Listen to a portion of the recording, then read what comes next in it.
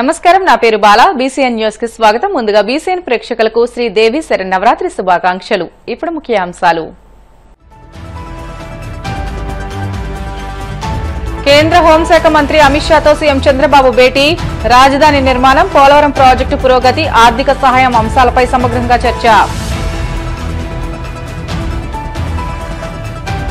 Air bus బోర్డుతో ఢిల్లీలో మంత్రి నారా లోకేష్ ఉన్నత స్థాయి సమావేశం.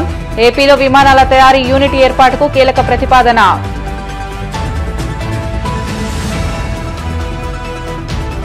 ఒక్క ఛాన్స్ అంటూ అధికారంలోకి వచ్చిన రంగులరెడ్డి 5 ఏళ్లలో రాష్ట్రాన్ని రావణ కాష్టంగా మార్చేశారు. తీవ్ర స్థాయిలో ధ్వజమెత్తిన మంత్రి సవిత. గూడూరు పట్టణంలోని శ్రీ కృష్ణ ధర్మరాజు స్వామి దేవస్థానంలో ఘనంగా దేవి శరన్నవరాత్రి ఉత్సవాలు. అన్నపూర్ణాదేవి అలంకరణలో భక్తులకు దర్శనమిచ్చిన అమ్మవారు. ఢిల్లీ పర్యటనలో ఉన్న ముఖ్యమంత్రి చంద్రబాబు పలువురు కేంద్ర మంత్రులతో సమావేశమయ్యారు. ఈ క్రమంలో కేంద్ర హోంశాఖ మంత్రి అమిత్ షాతో దాదాపు 40 నిమిషాల పాటు సమావేశమయ్యారు. ఈ సమావేశంలో రాష్ట్రానికి కీలకమైన అమరావతి రాజధాని నిర్మాణం, పోలవరం ప్రాజెక్టు పురోగతి, ఆర్థిక సహాయం వంటి అంశాలపై సమగ్రంగా చర్చించారు. సమావేశంలో రాష్ట్రంలో కూటమి ప్రభుత్వం చేపడుతున్న సంక్షేమ కార్యక్రమాలు, వాటి ప్రయోజనాలను అమిత్ షాకు వివరించారు. వైసీపీ పాలనలో దెబ్బతిన్న ఆర్థిక వ్యవస్థను కేంద్రం అండతో పునరుద్దరిస్తున్నట్లు పేర్కొన్నారు. రాష్ట్రానికి మరింత సహకారం అందించాలని కోరారు. ఆంధ్రప్రదేశ్ రాష్ట్రానికి అండగా నిలుస్తున్న కేంద్ర ప్రభుత్వానికి ముఖ్యమంత్రి ధన్యవాదాలు తెలియజేశారు. రాష్ట్రాన్ని ఏరోస్పేస్ రంగంలో కీలక కేంద్రంగా మార్చే దిశగా ఆంధ్రప్రదేశ్ ప్రభుత్వం మరో ముఖ్యమైన ముందడుగు వేసింది. ప్రపంచ ప్రఖ్యాత విమానాల తయారీ సంస్థ ఎయిర్ బస్ ను రాష్ట్రానికి ఆహ్వానించేందుకు మంత్రి నారా లోకేష్ న్యూఢిల్లీలో ఆ సంస్థ పూర్తిస్థాయి బోర్డుతో ఉన్నత స్థాయి సమావేశం నిర్వహించారు.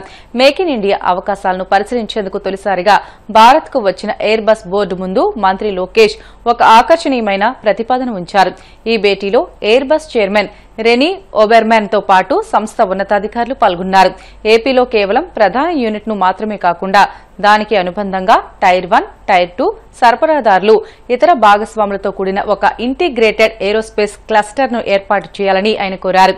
దీనివల్ల తయారీ ప్రక్రియ వేగవంతం అవ్వడమే కాకుండా స్థానికంగా ఉపాధి అవకాశాలు పెరిగి తక్కువ ఖర్చుతో ఉత్పత్తి సాధ్యమవుతుందని వివరించారు. శ్రీ సత్యసాయి జిల్లా సోమందపల్లి మండలం బుసయ్యగారిపల్లిలో మంత్రి సవిత నూతన బీటీ రోడ్డు నిర్మాణానికి భూమి పూజ చేశారు.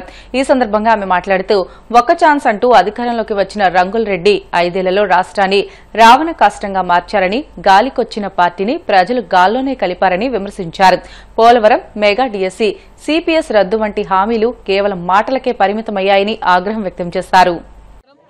సత్యసాయి జిల్లా వెనుగొండ నియోజకవర్గంలో సోమందపల్లి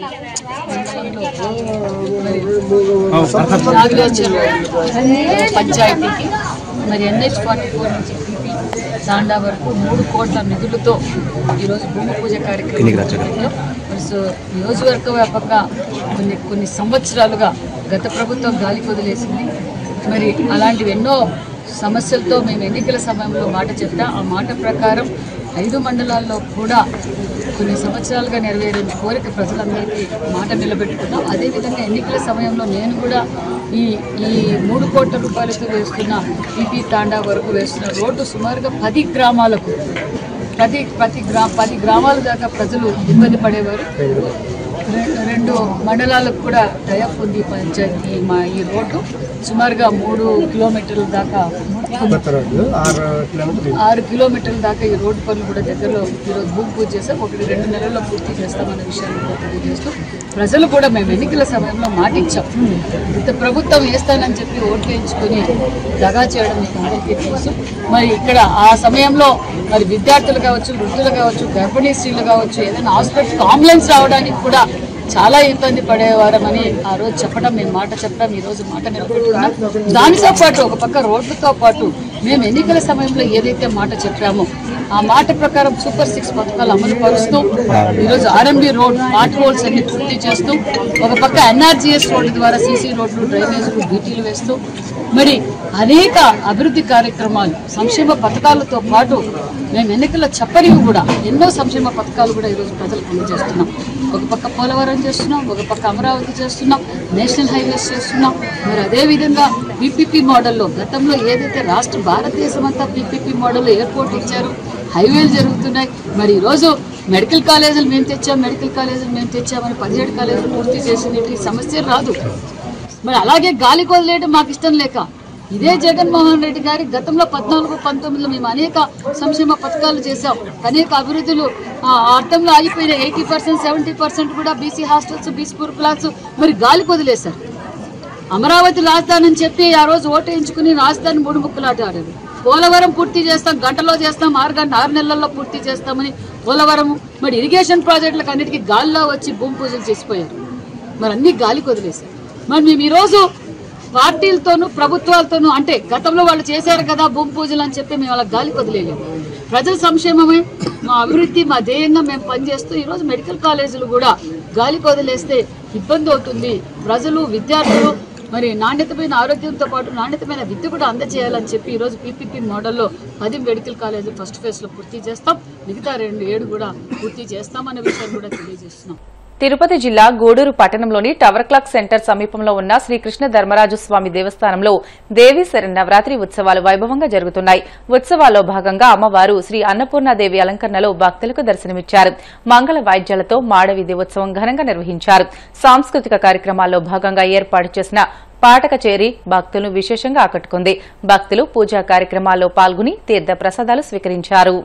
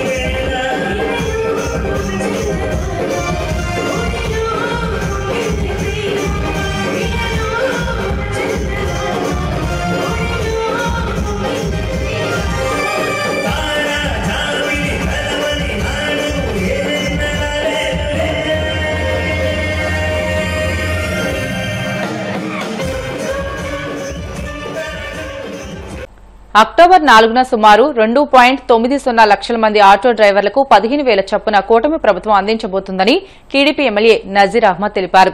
మంగళగిరి టీడీపీ కేంద్ర కార్యాలయంలో ఆయన మీడియాతో మాట్లాడుతూ ఈ పథకం అమలుకు రాష్ట ప్రభుత్వం 435 కోట్లు కేటాయించిందని తెలియజేశారు. ప్రజలతో మమేకమై ముఖ్యంగా కార్మిక రంగ సోదరులతో ప్రత్యేకంగా వారి ఇబ్బందులను కష్టాలు తెలుసుకున్నటువంటి యువగళ సారథి నారా లోకేష్ గారు అధికారం చేపట్టినటువంటి సంవత్సర కాలంలోనే ముఖ్యంగా ఆటో కార్మికులు ఆనాడు వైసీపీ ప్రభుత్వంలో ఆటో ఎక్కి రోడ్ ఎక్కాలంటే భయపడేటువంటి పరిస్థితులున్నాయి. ఒక పక్కన గుంతల రోడ్లు, పోలీసుల కేసులు, ఆటో కార్మికులపల వేధింపులు, దౌర్జన్యాలను అన్ని కూడా తెలుసుకున్నటువంటి నారా లోకేష్ గారు ఈరోజు కూటమి ప్రభుత్వం చెప్పినటువంటి మాట ప్రకారం అక్టోబర్ 4వ తారీఖున ఆటో కార్మికుల కోసం ప్రతి ఒక్క ఆటో కార్మికుడికి కూడా 15,000 రూపాయలు వాళ్ళ ఖాతాలో జమ చేస్తున్నటువంటి పరిస్థితులు. వాళ్ళను ఆర్థికంగా ఆదుకోవాలనేటువంటి ఆలోచనతో ముఖ్యంగా గత ప్రభుత్వంలో 10,000 ఇచ్చి చేతులు దులుపుకున్నటువంటి పరిస్థితులు. 10,000 ఇచ్చినప్పటికి కూడా ఆనాడు ప్రతి ఒక్క ఆటో మీద కూడా వేలాది పన్నులు వేసేటువంటి పరిస్థితులు, అనేక రకాలుగా వారిని ఇబ్బంది పెట్టేటువంటి పరిస్థితులు. ఒక రోడ్డు మీద ప్రయాణం చేయాలంటే భయపడేటువంటి పరిస్థితిలో ప్రతి నిత్యం కూడా ఆటో రిపేర్లకే ఆ డబ్బులన్నీ కూడా సరిపోయేటువంటి పరిస్థితులు మనం గతంలో చూసాం.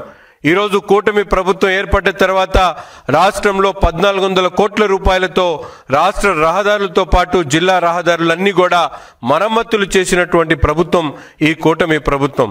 ఈరోజు ఆటో కార్మికులే కాదు, రాష్ట్రంలో ఉన్నటువంటి లారీ యజమానులు, ముఖ్యంగా కార్మిక రంగాన్ని పూర్తిగా కుదేలు చేసినటువంటి గత ప్రభుత్వాన్ని ఈరోజు తలుచుకొని, ముఖ్యంగా ఈ కూటమి ప్రభుత్వం ఏర్పడిన తర్వాత గ్రీన్ ట్యాక్స్ ఏదైతే కేంద్రం 200, 300 పెట్టినటువంటి గ్రీన్ ట్యాక్స్ని 2021లో రాష్ట్ర ప్రభుత్వాలకు పెట్టుకునేటువంటి ఏర్పాటు చేస్తే ఆ ట్యాక్స్ను మన రాష్ట్రంలో పక్కనున్నటువంటి తెలంగాణ అలాగే ఆ తమిళనాడులో 2003 ఉన్నటువంటి గ్రీన్ ట్యాక్స్ని మన రాష్ట్రంలో 10,000, 20,000 చేసి కార్మికులు దోచుకున్నటువంటి నాయకుడు జగన్మోహన్ రెడ్డి ఒక పక్కనైతే, ఈరోజు అధికారం చేపట్టిన తర్వాత గ్రీన్ ట్యాక్స్ ను పూర్తిగా తగ్గిస్తూ, ముఖ్యంగా లారీ యజమానులు ఏదైతే గ్రీన్ ట్యాక్స్ వల్ల ఇబ్బందులు పడతా ఉన్నారో అటువంటి ఇబ్బందులను కనుక్కొని వాటిని పూర్తిగా తగ్గించి ఈరోజు 2,000, 3,000 చేసినటువంటి ఘనత కూడా ఈ కార్మిక ప్రభుత్వానిది, కార్మిక నాయకుడు చంద్రబాబు నాయుడు గారి అనేటువంటి విషయాన్ని ఈ సందర్భంగా రాష్ట్ర ప్రజలకు చెప్పదలుచుకున్నా. ముఖ్యంగా ఆటో కార్మికులు, రెక్కాడితే డొక్కాడనటువంటి కార్మికులు ఈరోజు ఆర్థికంగా ఇబ్బందులు పడతా ఉన్నారు. వారికి కూడా అనేక రకాలుగా ఇబ్బందులు కలుగుతా ఉన్నాయనేటువంటి మాటని ఈరోజు తెలుసుకున్నటువంటి చంద్రబాబు నాయుడు గారు. లోక్సభ మాజీ స్పీకర్ జీఎంసీ బాలయోగి 74వ జయంతి సందర్భంగా అంబేద్కర్ కోనసీమ జిల్లా అమలాపురంలోని బాలయోగి ఘాట్లో ఎమ్మెల్యేలు ఐతాబత్తుల ఆనందరావు, దాట్ల బుచ్చిబాబు, ఎమ్మెల్సీ పేరాబత్తుల రాజశేఖర్లతో కలిసి మంత్రి వాసంశెట్టి సుభాష్, బాలయోగి తనయుడు ఎంపీ గంటి హరీష్ మధుర్ ఘనంగా నివాళులు అర్పించారు. ఈ సందర్భంగా మంత్రి సుభాష్ మాట్లాడుతూ కోనసీమ అభివృద్ధికి బాలయోగి చేసిన సేవలను మరువలేవని అన్నారు. ఎంపీ హరీష్ మాట్లాడుతూ తన తండ్రి బాలయోగి పట్ల కోనసీమ ప్రజలు చూపిస్తున్న అభిమానానికి కృతజ్ఞతలు తెలిపారు. దేశ చరిత్రలోనే ఓ నూతన అధ్యాయంగా మనం చెప్పుకోవచ్చు. ఈ జీఎస్టీ సంస్కరణ ముఖ్యంగా పేద మధ్యతరగతి కుటుంబాలకు ఎంతో మేలు చేస్తూ ఉన్నాయి. స్లాబులుగా ఉండే ఈ జీఎస్టీని కేంద్ర ప్రభుత్వం 2 జీఎస్టీలుగా 2 స్లాబులుగా సంస్కరణ చేయడం జరిగింది. 5%, 18% మాత్రమే. ముఖ్యంగా నిత్యావసర వస్తువుల మీద 0% జీఎస్టీ, అంటే ముఖ్యంగా నిత్యావసర వస్తువులు, అలాగే నిత్యావసర వస్తువులు, అదేవిధంగా ఏదైతే ఈ లైఫ్ సేవింగ్ డ్రగ్స్ ఉన్నాయో, క్యాన్సర్ లాంటి మందులు 0% జీఎస్టీ అప్లై చేయడం, అలాగే విద్యాసేవలకి 0% జీఎస్టీ అప్లై అవుతుంది. ఈ రోజున ఆయన్ని ఇప్పుడు ఈ కోనసీమ వాసులందరూ కూడా గుండెల్లో పెట్టుకున్నందుకు ఈ వేదికపై నుంచి అందరికీ కూడా, ప్రజలందరికీ కూడా పేరు పేరున ప్రత్యేక ధన్యవాదాలు నేను తెలుపుకున్నాం. ఆయన కొడుకుగా మీరందరూ నాకు బాధ్యత ఇచ్చారు. నన్ను అత్యంత మెజారిటీతో ఇక్కడున్న స్థానిక ఎమ్మెల్యే గారు, మినిస్టర్ గారు, అలాగే నన్ను కూడా గెలిపించడం కూడా జరిగింది. మీరందరూ కూడా మా అందరిపైన ఒక బాధ్యత పెట్టారు. ఆయన ఏ విధంగా అభివృద్ధి చేశారో ఆనాడు మీరందరూ ఒక్కసారి గుర్తు తెచ్చుకోవాలి. ఎందుకంటే ఆనాడు మా నాన్నగారైనా సరే, రమణబాబు గారు నాన్నగారైనా అయినా సరే, మెట్ల సత్యనారాయణ గారు, వాళ్ళు ఈ ప్రాంతాన్ని ఒక అభివృద్ధి వైపు నడిపించేవారు. ఆనాడు ఎప్పుడు అనుకునేవారు కాదు, ఈ ఎదులంకు యానం బ్రిడ్జ్ అయినా, లేకపోతే ఇక్కడ మున్సిపల్ అభివృద్ధి పనులైనా, ఇవన్నిటినీ కూడా వాళ్ళు ఒక బాధ్యతగా ముందుకు తీసుకెళ్లారు. ఆ బాధ్యత కూడా మా పైన మీరందరూ పెట్టుకుని, మీరు కూడా అదే విధంగా మీరు ఆ పైకి ఎదగాలని చెప్పి మీ ప్రజలందరూ కూడా నమ్మి మా అందరినీ గెలిపించడం జరిగింది. ఖచ్చితంగా మేము ఆనాడు కూడా ఈ ఎన్డీఏ కూటమి ప్రభుత్వం అధికారంకి వచ్చిన తర్వాత సంవత్సరంన్నరలోనే మీరు చూశారు ఏ విధంగా మనం సంక్షేమం అమల్లోకి చేస్తున్నామో, అభివృద్ధి పూర్తి చేస్తున్నాము. అమలాపురం నుంచి ఎన్నికైనటువంటి ప్రజాప్రతినిధి భారతదేశంలో ఒక స్పీకర్గా, లోక్సభ స్పీకర్గా, విదేశీ వ్యవహారాల్లో కానీ, స్థానిక అభివృద్ధిలో కానీ అందరికంటే అద్భుతంగా పనిచేయగలమని ప్రపంచానికి చేసి చూపించినటువంటి గనుడు స్వర్గీయ మన జీఎంసీ బాలయోగి గారు. అలాంటి జీఎంసీ బాలయోగి గారి యొక్క 74వ జయంతిని పురస్కరించుకొని ఈరోజు ఆయన యొక్క ఘాట్ దగ్గర అమలాపురం అసెంబ్లీ నియోజకవర్గం కానీ, లేకుంటే అంబేద్కర్ కోనసీమ జిల్లా వ్యాప్తంగా కానీ ఉదయం నుంచి ఇప్పటి వరకు వేలాది మంది వచ్చి నివాళులు అర్పించి ఆయనకు ఘనంగా ఈరోజు ఈ యొక్క ఆయన యొక్క జ్ఞాపకాలని మరి ఆయన చేసిన అభివృద్ధిని గుర్తు చేసుకుంటూ గడుపుతున్న ఈరోజు ఈ సందర్భంగా ఒకటే కోరుకుంటున్నాం, ఆయన స్వర్గలోకంలో ఉంటారు. ఎందుకంటే ఒక మహానుభావుడు, గొప్ప వ్యక్తి, ఈ ప్రాంతాన్ని అభివృద్ధి అంటే ఏంటో ఈ ప్రాంతానికి పరిచయం చేసిన వ్యక్తి కాబట్టి ఆయనకి వేళ ఒకటే తెలియజేసుకుంటున్నాం. బిల్డర్ల షార్ట్ బ్రేక్ తీసుకుందాం. Stay with us.